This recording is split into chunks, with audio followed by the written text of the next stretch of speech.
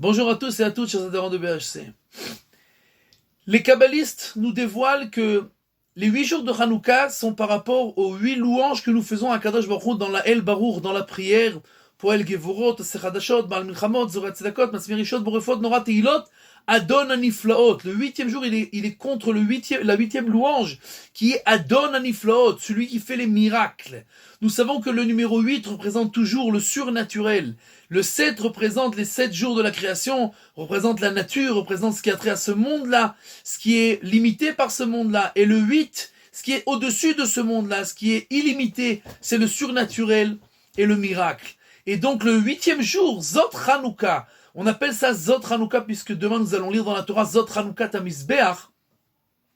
Alors, mais et Hashem haïta Zot, iniflat be'enenu. Ce Zot là, ce Zot Hanouka, ce 8e jour de Hanouka, iniflat be'enenu, zadon aniflaot, c'est quelque chose qui est surnaturel, qui est tout à fait un miracle comme nous disons dans le Hallel.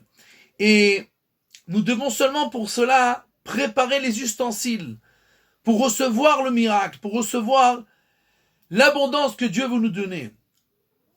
Elisha Hanavi a dit à la Shunamite qui n'avait pas d'argent pour payer les gens à qui elle devait de l'argent, prends cette fiole d'huile et verse-le dans les ustensiles. Demande à toutes tes voisines des ustensiles et verse l'huile, et l'huile ne va pas se terminer. Et avec l'argent que tu vendras de cette huile-là, tu pourras payer tes dettes et avoir d'argent pour vivre toi et ton fils. La veuve dit à son enfant, orphelin, va amener tous les ustensiles que tu trouves chez les voisines. Il ramène et elle verse, elle remplit, et à la fin, il n'y a plus d'ustensiles. Elle dit à son fils, alors amène d'autres ustensiles. Dommage, on peut encore remplir.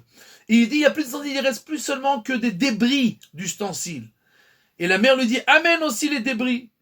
Et le Radak nous ramène de la Tosefta et du Aguda, qui nous disent que au moment où l'huile a touché les débris d'ustensiles, ils se sont remplis et sont devenus des ustensiles complets.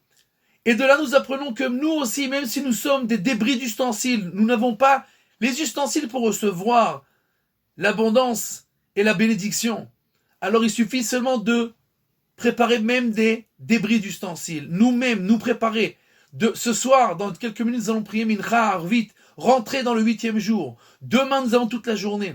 Ne pas s'occuper de bêtises et de faits qui n'ont aucune signification, mais prier, s'investir, prendre des bonnes résolutions, étudier, utiliser ce jour-là pour transformer nos débris en ustensiles qui sont des réceptacles de miracles. Nous avons tous besoin de miracles pour nous-mêmes, pour nos familles, pour nos enfants, pour le peuple juif. C'est le moment où jamais, et Dieu nous dit, prépare les ustensiles, parce que moi je vais commencer à verser dans quelques instants.